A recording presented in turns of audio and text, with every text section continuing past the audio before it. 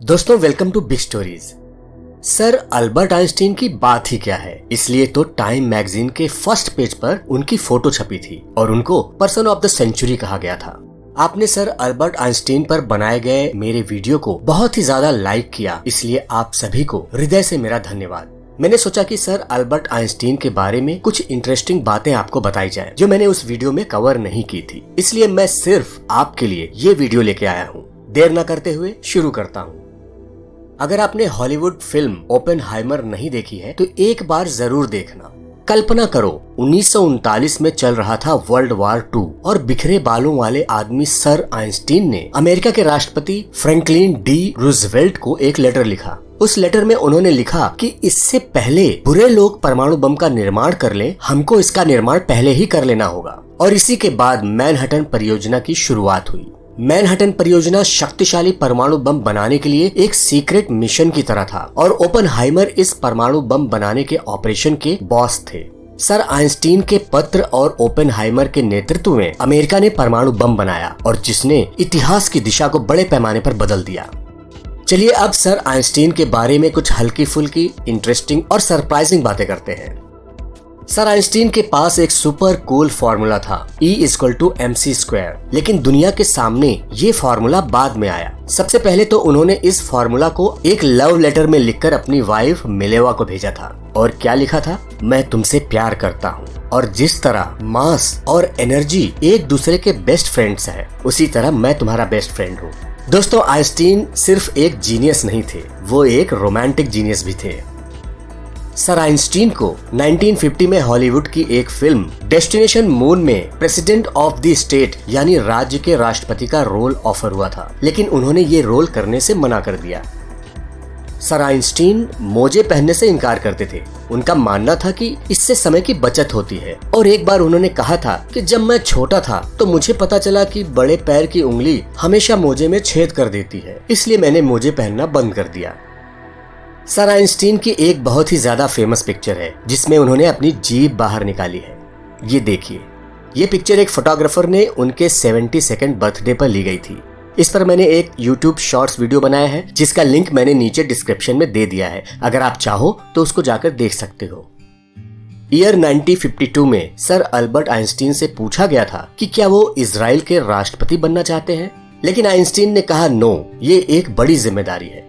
Einstein ने समझाया कि उन्हें ऐसा नहीं लगता कि उनके पास काम को अच्छी तरह संभालने के लिए एक्सपीरियंस है और वो पब्लिक को ठीक से हैंडल नहीं कर सकते हैं। सर आइंस्टीन के बाल वास्तव में गंदे रहते थे और हर कोई उन्हें इसके लिए जानता है। उन्होंने शायद ही अपने बालों को कभी कंघी की हो। उन्होंने एक बार मजाक में कहा था कि अगर वो टाइम ट्रेवल करके समय में वापस जा सकते हो और फिर से अपनी जिंदगी जी सकते हो तो वो एक प्लम्बर बनके अपनी लाइफ गुजारना चाहेंगे। तो दोस्तों कल्पना कीजिए, आइंस्टीन जैसा जीनियस आदमी प्लम्बर की हैट पहने एक पाइप ठीक कर रहा है। और अगर आप कल्पना नहीं कर पा रहे हैं तो चलिए आगे बढ़ते हैं। आइंस्टीन को वास्तव में नाव चलाना पसंद था। इससे उन्हें शांत होकर सोचने में मदद मिलती थी। उन्होंने कई बार ऐसा कहा कि उनके सबसे अच्छे विचार उनके दिमाग में तब आए जब वो नाव चला रहे थे। तो दोस्तों इमेजिन करो, लंबे बाल वाले जीनियस आइंस्टीन नाव चला रहे हैं और उनके माइंड में बड़े बड़े विचार आ रहे हैं। Just imagine.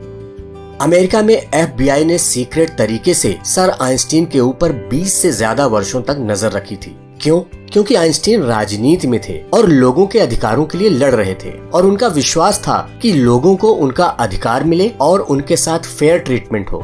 वैसे दोस्तों सर आइंस्टीन के बारे में इस बात को मैंने अपने वीडियो में बताया था। उस वीडियो का लिंक भी नीचे डिस्क्रिप्शन में दिया है। अगर आपने नहीं देखा है तो एक बार प्लीज उसको जरूर देख लें। आइंस्टीन के डेथ के बाद उनके मस्तिष्क को चुरा लिया गया था और वो भी बिना उनकी फैमिली की जानकारी के। उनकी बॉडी का जब परीक्षण हो रहा था तभी उनके मस्तिष्क को निकाल लिया गया था। क्यों निकाल लिया गया था? ताकि शोधकर्ता उनके मस्तिष्क के बारे में कुछ समझ सके कि आखिर वो इतने इंटेलिजेंट कैसे थे। शोधकर्ताओं ने पाया कि उनके मस्तिष्क के कुछ क्षेत्र असामान्य रूप से अच्छी तरह डेवलप थे। सर आइंस्टीन के ब्रेन को बहुत सालों तक संभाल कर रखा गया, लेकिन आज तक ये बहस का मुद्दा है कि क्या उनका ब्रेन दूसरों के मुकाबले ज्यादा डेवलप था। वैसे ये बात गलत साबित हुई कि उनका ब्रेन दूसरे के ब्रेन की साइज से ज्यादा बड़ा था, जैसा कि बहुत से लोग मानते थे। सर आइंस्टीन ने 1921 में फिजिक्स में नोबेल पुरस्कार जीता। लेकिन यहाँ एक ट्विस्ट है दोस्तों कि नोबेल प्राइज उनको तुरंत नहीं मिला। क्यों? क्योंकि उनके विचार इतने प्रतिभाशाली थे कि कुछ लोग उनके बारे में थोड़ा परेशान हो गए। उनके बारे में उस समय कुछ राजनीतिक तनाव और विवाद थे, इसलिए सर आइंस्टीन को थोड़ा इंतजार करना पड़ा और आखिरकार उन्हें 1922 में नोबेल पुरस्कार सौंप दिया गया। और ये कहकर, ठीक है आइंस्टीन, आपके विचार इस दुनिया से थोड़े अलग हैं, लेकिन वैसे भी ये आपका पुरस्कार है।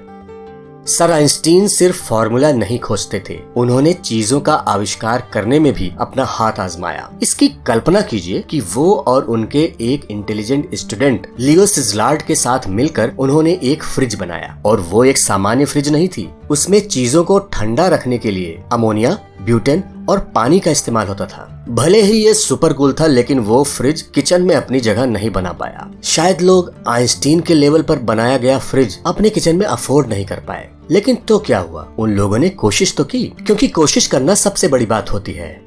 सर आइंस्टीन के बारे में एक दिलचस्प बात ये भी है कि वो म्यूजिक से बहुत प्यार करते थे। वो वायलिन बहुत अच्छा बजाते थे, म्यूजिक से उनको मोटिवेशन मिलती थी और उनका ये मानना था कि वो साइंस में जो भी खोज कर पाते हैं उसके पीछे म्यूजिक का बहुत बड़ा हाथ है।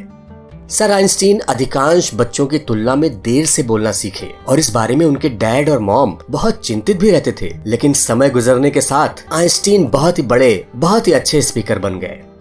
सर आइंस्टीन ने फिजिक्स यानी भौतिकी के फील्ड में एक्सीलेंट काम किया, लेकिन मैथ में भी वो कम नहीं थे और अपने दिमाग में जटिल से जटिल मैथ की प्रॉब्लम्स को बहुत ही इजीली सॉल्व कर लेते थे।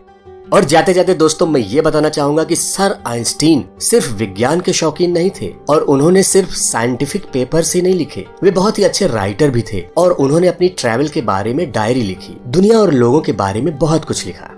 तो दोस्तों अगर ये वीडियो आपको पसंद आया हो तो इसको प्लीज लाइक जरूर करें और अपने फ्रेंड्स और फैमिली मेंबर्स के साथ इसको शेयर जरूर करें। Thank you so much friends, मिलता हूँ जल्दी ही एक नए वीडियो के साथ।